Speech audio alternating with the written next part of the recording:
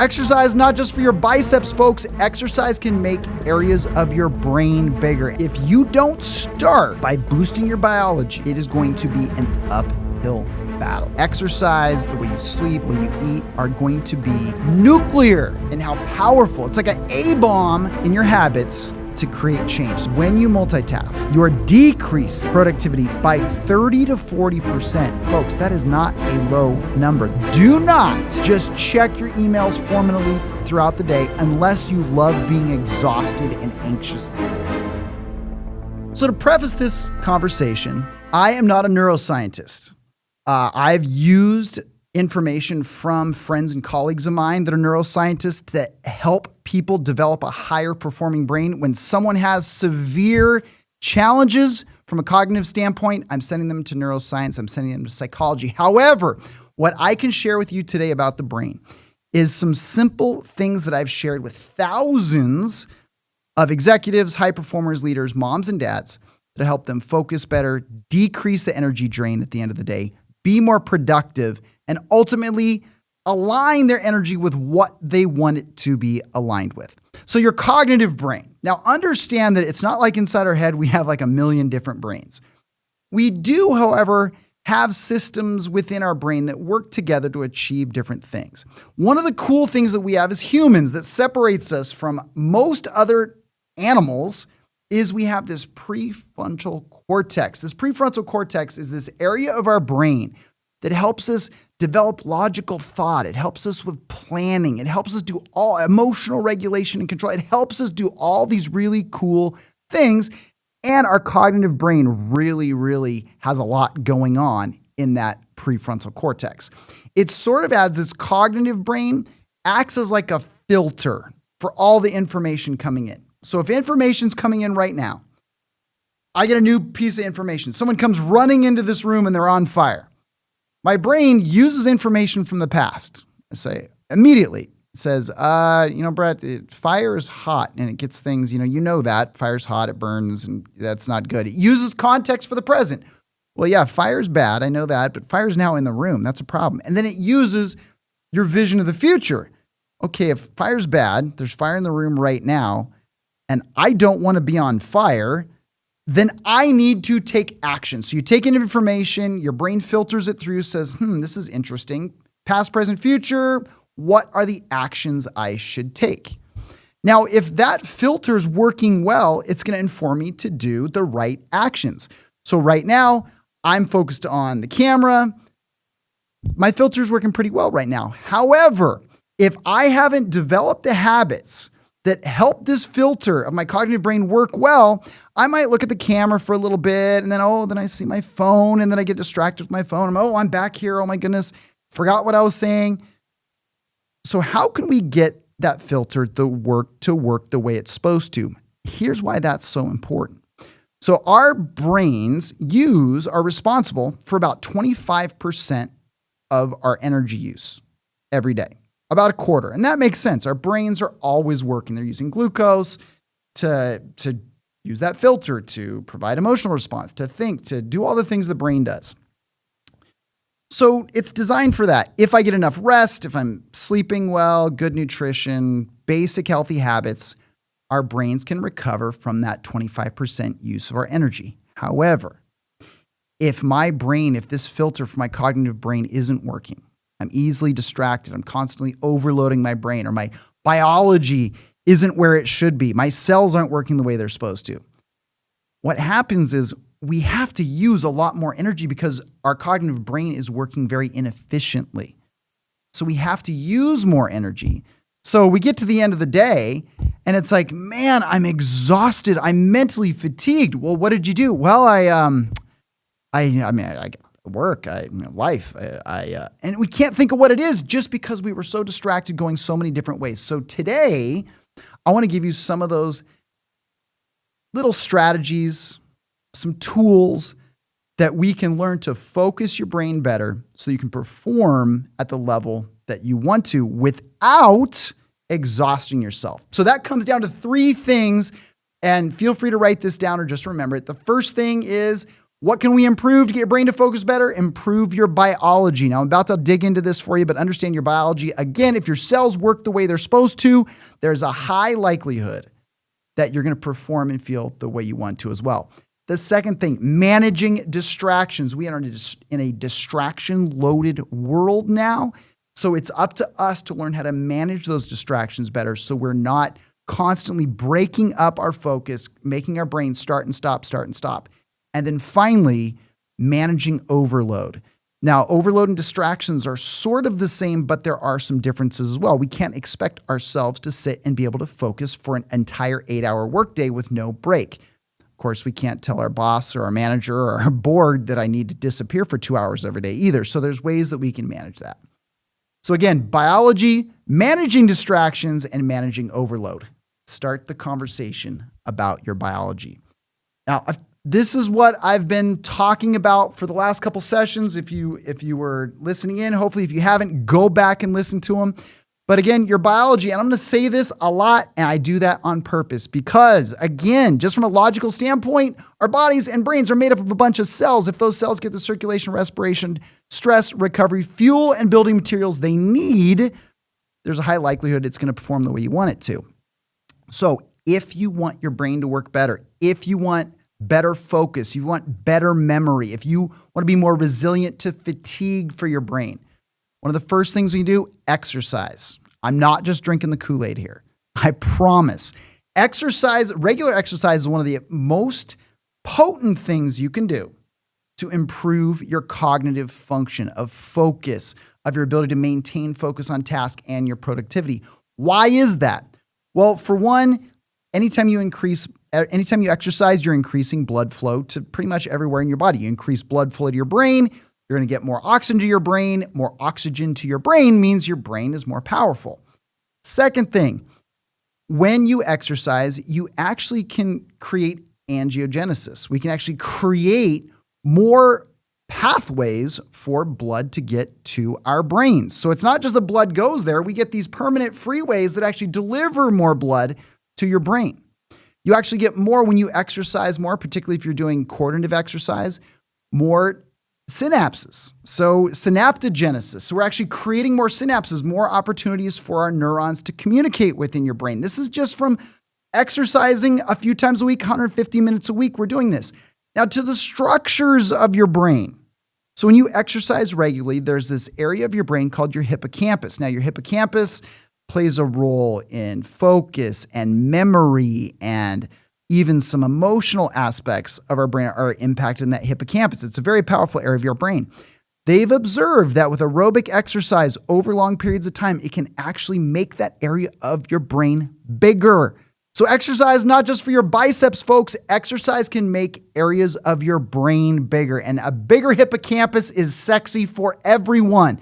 If you can focus more, if you can have a greater memory, you're going to be a heck of a lot happier. So that's just with exercise. Boosting your biology through exercise is going to give you a greater capacity to focus. By the way, exercise helps you manage stress better by decreasing the impact of stress on your brain.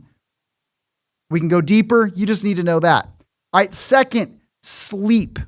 Now, one thing that exercise does, it can help you sleep better too. But when you're getting enough sleep, research recommends 7 to 9 hours a night. Just don't get less than 6 hours. When we're sleeping regularly, we increase our capacity for memory because during sleep is when we consolidate most of our memories. We're also improving our capacity to maintain focus. So all of the resources within our brains that help us focus on something, they require that recovery during sleep to replenish for the next day. So when we're able to do that, we can focus for longer periods of time and we can deepen our focus. Finally, when we're sleeping 7 to 9 hours a night, again, don't get less than 6, it decreases the capacity for emotions to impact decisions. I'll say that again, it decreases the capacity for emotions to impact our decisions. So if you're a decision maker, you're a leader, if you want your decisions to be based on long-term consequences, long-term outcomes, if you want your decisions to be logic-based, sleep is something that's going to allow your brain access to those areas of your brain that can put future outcomes with current actions together versus the area of your brain that is scared or it's trying to run, trying to flee, it's angry, it's full of ego, it's somehow defensive. That survival area of our brain is very alive when we haven't slept, because when we haven't slept, we have a very vigilant brain that's looking for danger. So sleep is going to be really important too. Getting enough sleep will boost your biology for a better brain. Now, finally, nutrition. Your brain really likes glucose as fuel. Now yes, it can use ketones, which is a whole different thing. And we'll talk about that a lot on this show, the different fuel sources and different ways that we can manipulate diet for high performance. Our brains will use fat as fuel, preferentially if we completely get all glucose and carbohydrates out of our diet. However, the second we put glucose back into the system, our brains are going to say, oh my God, thank you for the glucose. Thank you so much for giving it back to me. So our brains want a nice, steady, even supply of glucose, and we get that through the food we eat. So understand that if we're, again, that quality, quantity, and frequency of eating is going to be very important for your ability to maintain focus. If you are starving, if you're extremely hungry, you haven't eaten, your focus is not going to be where it could be. If you just ate at an all-you-can-eat buffet, that blood sugar is going to be rushing to your brain. Your body's going to be battling to decrease that blood sugar. So again, not optimal. If we're eating a high sugar diet or we're eating a high processed food diet, we're increasing inflammation to the brain tissue. Inflammation is not going to be something that helps us be able to sustain focus and use our brains effectively. So if you want to see the basic things for nutrition, go back to the episode on how nutrition impacts performance. But just understand what you eat dramatically impacts how your brain works. So keeping that in mind. So again, boosting your biology is the first thing we can do to create a brain that can perform the way you want it to. It's productive, it's focused, it thinks rationally, and you're not exhausted at the end of the day. And by the way, if you're trying to improve anything about your brain or body, you're trying to improve your emotional, and we're going to talk about that in the next episode. If you're trying to improve your emotional resilience or your emotional capacity, or you're trying to improve your cognitive capacity or anything like that, if you don't start by boosting your biology, it is going to be an uphill battle.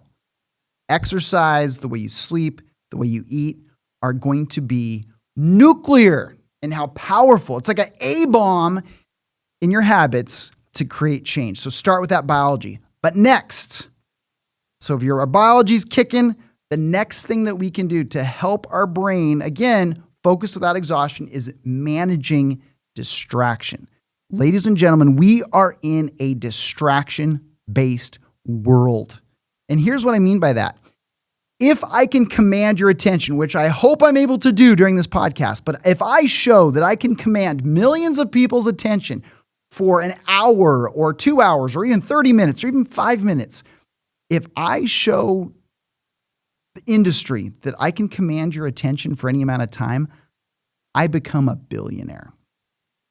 Because never before in history has your attention been more valuable. If I have your attention, I can give you ideas. I can feed you advertising. I can have ultimate power if I can get your attention. This is no secret, ladies and gentlemen. So every industry that exists right now is trying to figure out how to get your attention. We got dings, rings, and pings, and sounds, and sights, and everything is trying to distract your attention. So this is something that we have to learn the skills of management, because it's very difficult to completely get rid of distraction. And I'll talk about that in a bit. So let's look at why is distraction a problem. You're like, well, Brett, if I'm working, I'll just look at my phone or I'll check an email and I go back to what I'm doing. The way focus works, our brains are amazing in the way that we learn new things, and they're constantly trimming, trying to get more efficient. So if I focus on something, when I start a new task, I'm pretty inefficient. Even if I've done it before, I'm relatively inefficient. Because when I start, my brain's like, okay, what are we doing? Oh, we're doing this. What are the rules for this? So our brains, as we're doing a task or doing something, our brains are running this algorithm to figure out, okay, what are the rules? How can I do this more effectively? How can I do this more efficiently? If we stay focused and we allow our brain the time and the repetition to say, okay, these are the rules of efficiency. Pretty soon we start using less energy, but we start getting better at whatever we're doing if we stick with it. We reach a state of flow. If you haven't had a chance, the researcher Mihai Csikszentmihalyi, I just love saying the name, but he's the researcher on flow, and he's looked at brainwaves and everything with this state of flow. And you've probably experienced it where you just become absorbed into whatever you're doing. It takes almost no energy to stay in that state. What you're doing, you're cranking it out. You're creating great work. You're very productive. And it might not just be at work. It could be when you're hanging out with someone you love or someone you care about.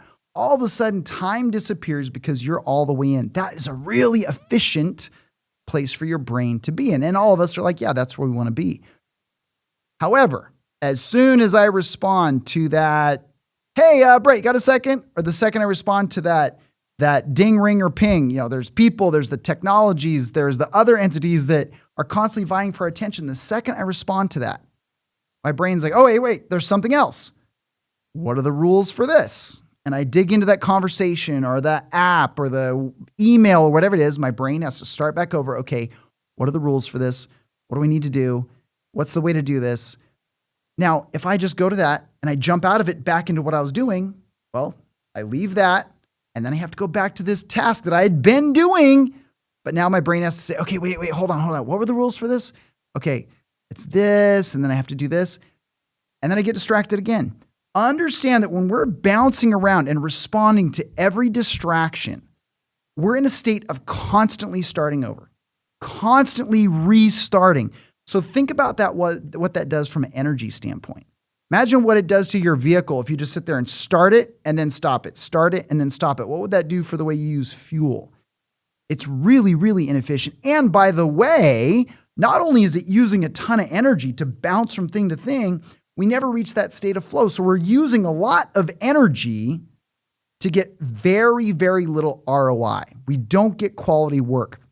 Research out of Stanford has found that in just 5 seconds of distraction, we can triple our error rate when we return to whatever task we were doing. And that's because that algorithm in our brains has to rewrite the rules and redo the rules. So you can see why that's really inefficient. So what do we do about it?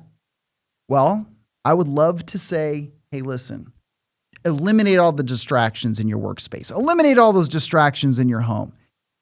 If you can do that, understand that that is the most effective thing you can do. I don't know if I love being outdoors. When I can go camping and God forbid I don't have cell service. Yeah, I sweat it out. I'm nervous for the first 30 minutes because I think the world's going to fall apart. And then I realize the world's not going to fall apart. And all of a sudden I'm noticing the trees. I'm noticing the mountains. I'm noticing things that I hadn't noticed before because I'm not distracted. But in everyday life, it's very hard to completely get rid of everything. So instead of sitting here and telling you, yep, the only thing we can do is get rid of all distractions, I'm going to tell you that the best thing we can do is learn to manage them. If I went into a leader's office, if I'm working with a leader or a team, and I went in and said, hey, the only way we can improve performance is for all of you to throw your cell phones in the ocean, and I wouldn't be a very popular consultant. I probably wouldn't have a job. But the way that I've been able to help these leaders and moms and dads and athletes for so long is not by absolutely getting rid of all distractions, but by managing them by time blocking. And maybe you've heard of time blocking before, but this is where you plan a specific amount of time for an activity. And in all honesty, it doesn't really matter how much time it is. If you can go more than 15 minutes, your brain's going to be pretty happy because it gets that opportunity to figure out the rules. There's more likelihood that you'll go into a state of flow. But even if you can't get 15 minutes of uninterruption, your performance is going to be much higher. Your productivity, your accuracy is going to be higher, and your energy use doing it is going to be more efficient. So what does that equal? Well, if you have these time blocks throughout the day, you're going to get more done and you're not going to be exhausted at the end of the day. So you could look at 5 minutes, 15 minutes. If for 15 minutes, I'm just going to check emails.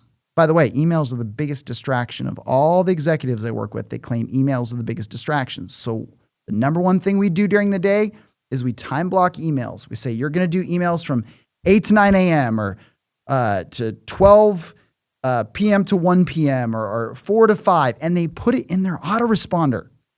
So when people send them emails, they know when they're going to get a response. But instead of just bouncing back and forth from work or meetings or whatever it's the emails, they only do it at certain times of the day. That alone is what most of the leaders I work with claim has reclaimed their energy and improved their productivity. So we see this. I said time doesn't really matter. Obviously, the more time, the better, up to a point. But even in flight, in the cockpit, the cabin of an airplane, they used to be experienced pilots just kind of would go through and they'd know, like, okay, I'm going to check this dial, check this. And what would happen is they kind of bounce from one side of the cockpit, kind of look at the other side. But after many safety issues, crashes, things like that, now it's one scan at a time in a very methodical way. And what that's doing is decreasing the impact of this multitasking. It's decreasing the impact of distraction. Now, one of the biggest forms of distraction that we have is multitasking. Now, before we dig down too deep here, I want to define multitasking for you. So multitasking is not the fact that on any given day, we wear 5 different hats. You know, we're a leader, we're a mom or a dad, we're maybe a coach to a team, we're a son or a daughter, we're a caregiver, we're a this or that. That's life. We wear different hats. We have different things we work on in our career, different things we have to do at home. What multitasking is when you try to do 2 things simultaneously. So I'm talking on the phone and I'm trying to do emails, or I'm I'm in a meeting and I'm trying to work on something else. From a cognitive brain standpoint, there is no such thing as multitasking. It doesn't exist if we need our higher brain centers or if it's a critical task. Here's what I mean by that. So if I'm doing the dishes and watching TV, neither one of those things requires a higher brain center. It's just, I'm just kind of doing dishes and watching TV. It doesn't really matter. If I don't care about my performance, my accuracy, my productivity, then I can do 2 tasks at the same time. My brain can figure it out. However, if I have an expectation for performance, my brain is incapable of splitting 2 things. Now, why? I know some of you are sitting there right now saying, Brett, you don't understand. I'm a good multitasker. I have to multitask for my job. Let me ask you, why do you multitask in the first place? And 100% of people are going to say, productivity. I'm so busy. I got so many things. I have to split these things. I have to go to a meeting and be on my emails or whatever it is. I have to look at my phone while I talk to my kids, whatever it is. Understand that if we're doing multitasking to improve productivity, the research, irrefutable, mountains of research. Look this up. You won't find anything good about multitasking.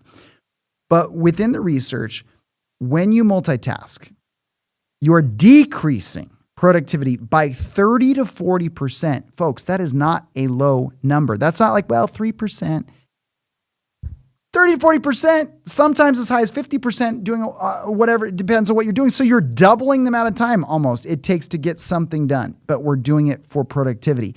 Error rate, so accuracy of what you're doing, it's impacted at about 50%, a 50% higher error rate when I'm trying to split my attention between 2 different things. Whoa, that's a lot. So ask yourself, where do you multitask? If you realize, well, I do this and I do emails and I go to meetings, and you will be much more effective, efficient, accurate, and more productive with a higher level of performance if you time block. So look at your day. Look where you multitask, even at home or at work. Look, where can you start with a minimum 15 minutes? Say, okay, 15 minutes, I'm going to do this task. I'm going to shut my door. I am going to turn off my phone. I am going to turn off Slack or emails for 15 minutes. Maybe you can do it for 30 minutes. Maybe even better, an hour every Wednesday at 9 in the morning. The more times, if you audit your week, the more times you're able to time block, the more effective, efficient, and productive you're going to be because you're managing distractions much better. So don't be distracted, time block. Finally, so we know our biology. So our biology can supercharge our cells. It supercharges the structures in our brain, gets more oxygen, all that stuff. We know that managing distractions, yes, it would be great if you can get rid of all distractions, but the number one thing to manage distractions, so we're not just chasing, squirrel, we're not looking all over, is to time block so that we have things during a certain amount of time. It's not perfect, folks, but look where your opportunities are, and you will become far more efficient with that. And finally, managing overload. Now, multitasking and distraction is a form of overload. But if you think about the world we live in now, with all the dings, rings, and pings, and we're taking in so much information, that's what our cognitive brain's designed to do, is take in information. Think about how much information you had to take in even just 100 years ago. Now think about how much information you got to take in now. Our brains have not kept up with technology. Technology has increased exponentially. Our brain's capacity really hasn't increased much at all. So we have this exponential increase of demands and sort of this kind of linear sort of plateau in our brain's capacity to keep up with all this information. So all this distraction, all these different things coming at us create this overload to our brains. Now, obviously, when you manage distraction, you're decreasing that overload.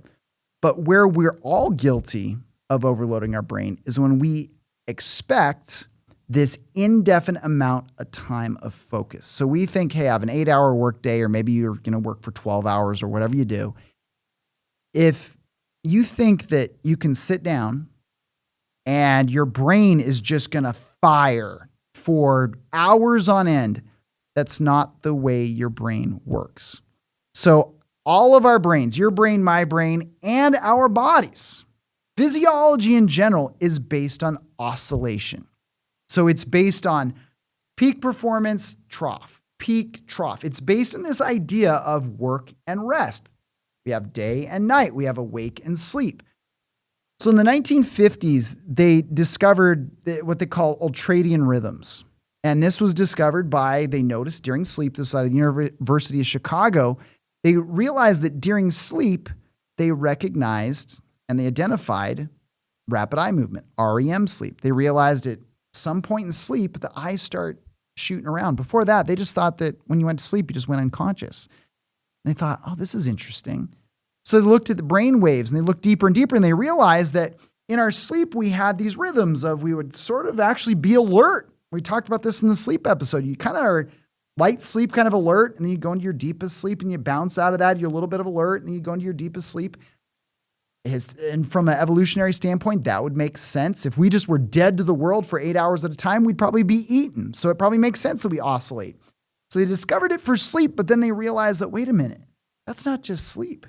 This is true for focus. It's true for physical performance. So we oscillate in these ultradian rhythms at about 90 to 120 minutes. So you're looking at about an hour and a half to 2 hours. That's the maximal amount of time we can trough, where we truly can have this high level performance. And then if we don't intentionally create an oscillation, so we step away from our work, we listen to music, go for a quick walk, or do anything. If we don't do that, our performance starts to decline. The longer we run it out, the more our performance declines. But here's the problem. Despite the fact our performance is declining, we still need to perform. So we have to we need more cognitive assets going towards the thing that we're trying to solve. So we start using a lot of energy despite the fact that our capacity continues to decrease. So again, we get this mismatch of we're using a lot of energy, but we're not getting the ROI on that energy that we want. That, again, is one of those reasons we'll be done at the end of the day. We're exhausted, but we can't quite put our finger on what we actually accomplished. So, recommendation, and this is what I do with everyone I work with, 90 to 120 minutes. You can go less than that, but just make sure after an hour and a half or 2 hours, you do something intentionally that disrupts allows you to stand up, do a quick walk. If you're able to move, movement has the highest ROI in relatively the shortest amount of time. You get the highest ROI in the relatively the shortest amount of time if you get up and move every hour and a half to 2 hours, and you're kind of killing two birds with one stone. You're increasing blood flow. You're going to be healthier, all that good stuff. But anything you can do to change after 90 minutes to 120 minutes, you're going to refresh and you're going to be able to hit that peak once again instead of just decreasing. And if you can go for 15 minutes, great.